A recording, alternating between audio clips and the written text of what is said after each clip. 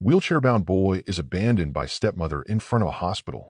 Determined, he sets out to find his birth mother, but discovers something he never expected. The cold wind cut through the empty hospital parking lot as a young boy sat alone in his wheelchair, staring at the heavy steel doors. His hands trembled slightly against the worn-out armrests, his breath forming soft clouds in the frigid air. His name was Jordan, and he was only 14. An hour ago, he had been in the back seat of an old sedan, his stepmother, Linda, gripping the wheel with white-knuckled hands. "Stay here, Jordan. I'll be back soon," she had said before disappearing into the brightly lit hospital entrance. He had believed her.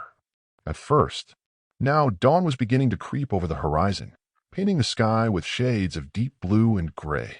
His stomach growled, his throat dry from hours of waiting. The realization was slow, creeping in like an infection. She's not coming back. The door slammed open nearby. The tall man in scrubs, carrying a disposable coffee cup, nearly tripped over Jordan. "Jesus, kid." He took a step back, scanning the scene. "What are you doing out here?" Jordan swallowed hard, forcing his voice to work. I was waiting for my stepmom. She said she'd be back." The man crouched down to Jordan's level, his expression shifting from confusion to something closer to pity.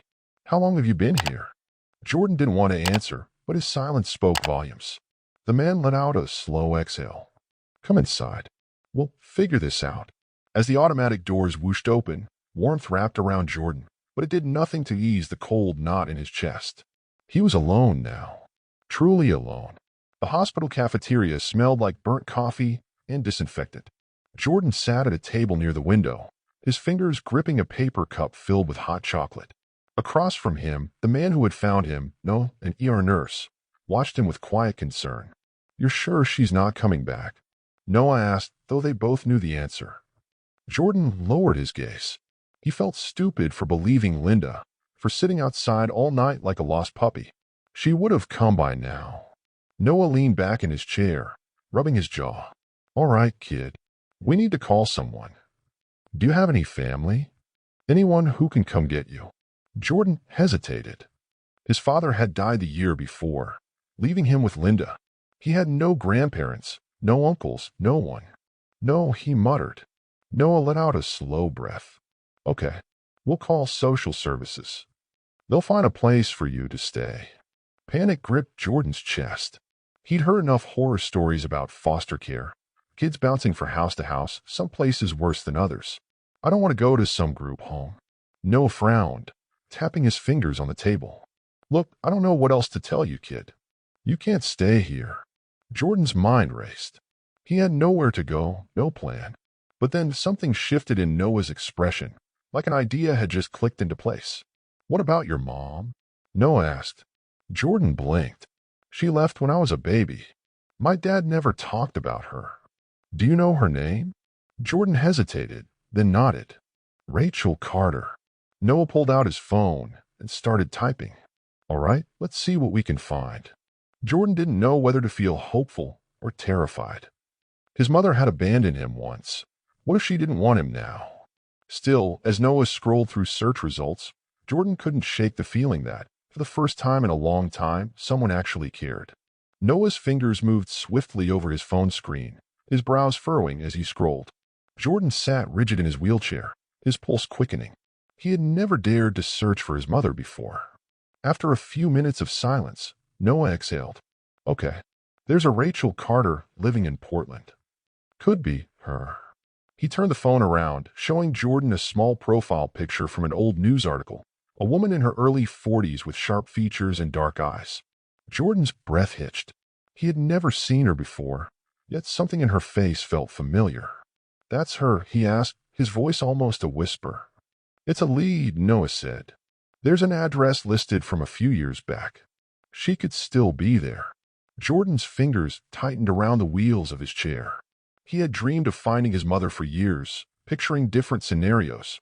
Maybe she had been forced to leave. Maybe she had regretted it every single day. Maybe she would open the door, see him, and break down crying, telling him how much she had missed him. Or maybe she wouldn't care at all. Noah studied him. "Look, I know this is a lot. You don't have to do this." Jordan swallowed hard. "I do." Noah hesitated, then sighed. All right, but you're not doing this alone. If she's still at that address, I'll take you there myself. Jordan's eyes widened. You do that? Noah smirked. What can I say? I'm a sucker for lost causes.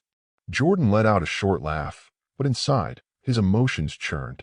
He wasn't sure if he was ready for this, but it was too late to turn back. By tomorrow, he could finally meet the woman who had left him behind. Or he could learn the truth he had been afraid of all along. The drive to Portland was long, the silence between Noah and Jordan filled only by the occasional hum of the radio and the rhythmic thumping of tires against the highway. Jordan stared out the window, watching the blurred scenery pass by. His mind raced with possibilities. What if she slams the door in my face? What if she doesn't even remember me? Noah glanced at him. You sure about this? Jordan inhaled sharply. No, but I have to do it anyway. By the time they reached the address, the sun was beginning to set, casting a golden hue over the quiet suburban street. The house was modest, with a well-kept lawn and a porch swing that creaked softly in the breeze. It wasn't what Jordan had imagined. He had expected something colder, emptier, like the way her absence had always felt. Noah parked the car and turned to him. Last chance to back out. Jordan ignored the knots twisting in his stomach. He gripped his wheels and maneuvered himself out of the car. Let's go. Noah walked beside him as they approached the front door. Jordan hesitated before pressing the doorbell, his heartbeat pounding in his ears. The chime echoed inside.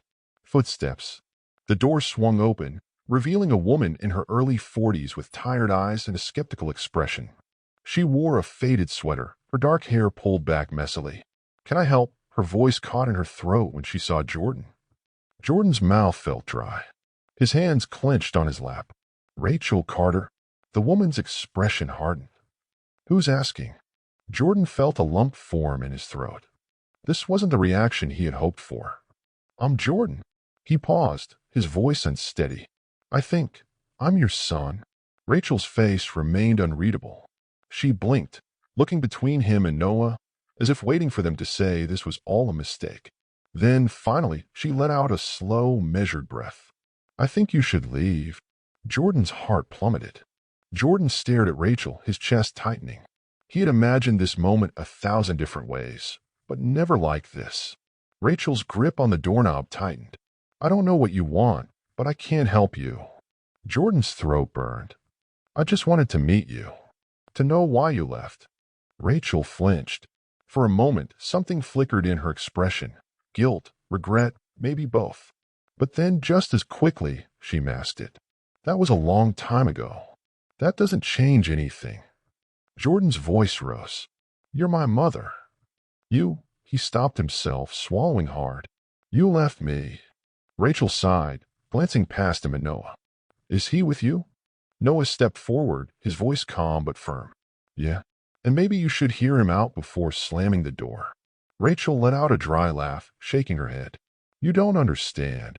Jordan's nails dug into his palms. Then make me understand. Rachel hesitated, looking at him for what felt like the first time. Really looking. Her eyes softened for a second, but then she straightened. I can't do this. She moved to close the door. Jordan's heart pounded. He had fought through abandonment, foster care, and years of questions just to get here. He couldn't let it end like this. Wait. His voice cracked, but he didn't care. I don't need anything from you. I just want to know if you ever thought about me. Rachel's hand froze on the doorknob. The porch light buzzed, filling the silence. Then, barely above a whisper, she said, every day. Before Jordan could process those words, she stepped back inside and shut the door. The lock clicked into place. A lump rose in Jordan's throat. His whole body felt heavy. Noah exhaled, placing a steady hand on Jordan's shoulder. Come on, kid. Let's go. Jordan sat there for a moment, staring at the closed door. Then, without a word, he turned his chair and rolled away. The car ride back was silent. Jordan stared out the window, watching the city lights blur past. His chest felt hollow, as if Rachel's rejection had carved something out of him. Noah finally broke the silence. You okay? Jordan let out a bitter laugh. What do you think? Noah sighed. Look, I know that sucked. But at least now you have your answer. Jordan clenched his jaw. Yeah, The answer is she doesn't want me. Noah didn't respond right away. When he finally spoke, his voice was steady. That's not what she said. Jordan turned to him, frowning. She shut the door in my face. Yeah, but before that, she said she thought about you every day. Jordan opened his mouth, then shut it. He hated that part of him wanted to believe that meant something. That maybe Rachel did care, in her own messed up way.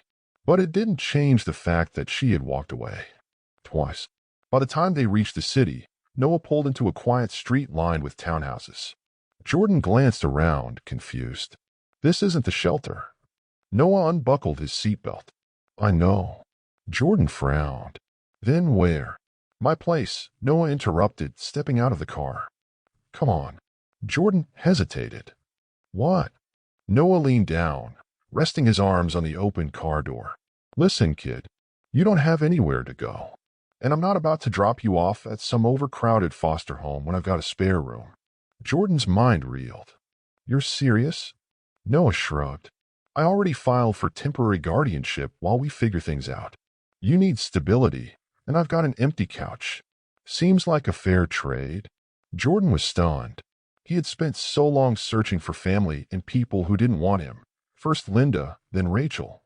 And yet, here was Noah, someone who owed him nothing, offering him a home. His throat tightened. Why would you do that? Noah smirked. Guess I'm just a sucker for lost causes. Jordan let out a shaky breath. Then, finally, he nodded. Okay.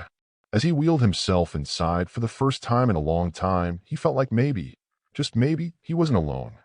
Jordan had spent 2 months living with Noah, and for the first time in years, he felt safe. There were no empty promises, no lingering fear of abandonment. Noah wasn't perfect. He burned toast every morning and cursed too much when watching basketball, but he showed up. Every single day. Still, a question gnawed at Jordan's mind. Why did Rachel leave? He tried to let it go, but it haunted him. If she thought about him every day, then why had she turned him away? One evening, after weeks of debating, Jordan made a decision. He grabbed his phone and searched Rachel Carter's name again. He scrolled past the old news article Noah had found and instead searched social media. And then there it was. Profile. Private, but her profile picture was clear. It was her. And she wasn't alone. A boy, maybe 10 years old, was leaning against her, smiling up at her like she was the best person in the world. She had her arm wrapped around him, beaming. Jordan's chest tightened. She had another son. His hands trembled as he clicked on the photo, reading the caption beneath it.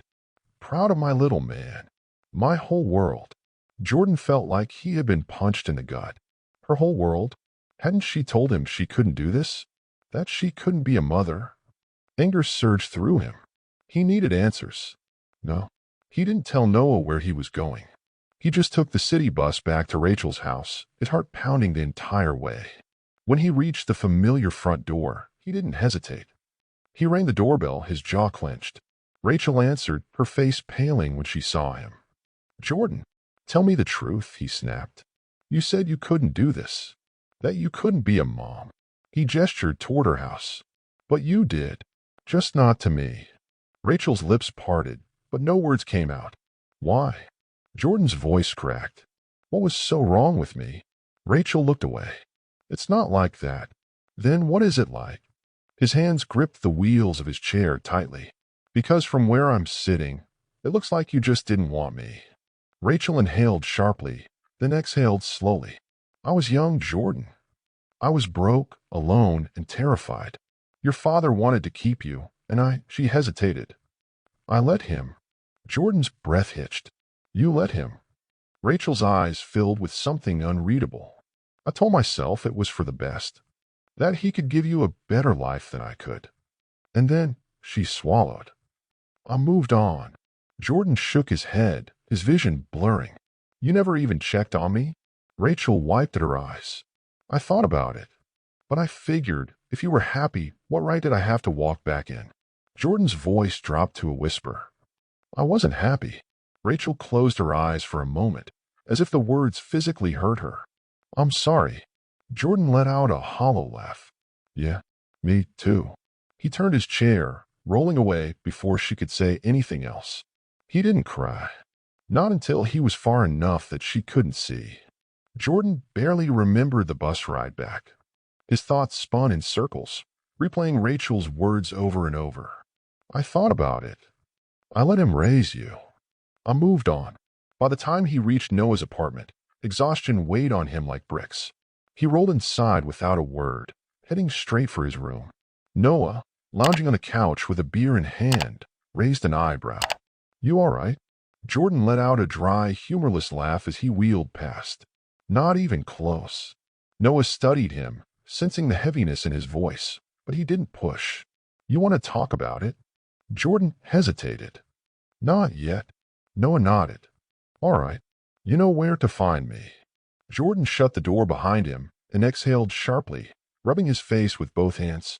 He needed to clear his mind, but before he could even attempt it, his phone vibrated on his lap. A single message flashed across the screen. Jordan, it's me. His stomach twisted. He didn't need to see the number to know who it was. Linda. He should have ignored it. He wanted to ignore it. But after everything that had happened today, anger burned hotter than reason. His fingers gripped the phone tighter. Now she wants to talk.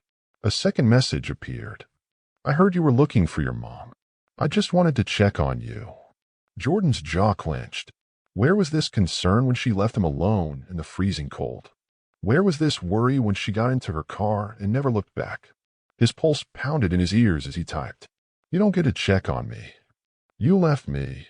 The reply came quickly, like she had been waiting for it. I made a mistake. Things were hard. I wasn't thinking straight. Jordan let out a sharp, bitter laugh. Of course. Excuses. It was always about her. No, you were thinking. You knew exactly what you were doing. You just didn't want me anymore. The dots blinked for a long time before another message arrived. That's not true. I was struggling. Your dad was gone. I was drowning. I didn't know how to take care of you. Jordan's hands trembled. He wanted to throw the phone across the room. You could have put me up for adoption. You could have said something. Instead, you dumped me in a parking lot and left me there all night. Silence. Then, finally, the last message. I'm sorry. Jordan stared at the words. Two empty little words. Sorry didn't mean a thing. Sorry didn't undo the freezing night in that parking lot. Sorry didn't erase the ache in his chest when he realized no one was coming back. He took a deep breath, forced his hands to steady, and typed one final response. I don't need your apology. I don't need you. Then he blocked the number. His hands fell into his lap as he let out a long breath. It felt like something inside him had finally snapped free. A soft knock came from the doorway. Noah leaned against the frame, arms crossed. Linda. Jordan nodded. Yeah. She wanted to check on me. Noah scoffed. Unbelievable.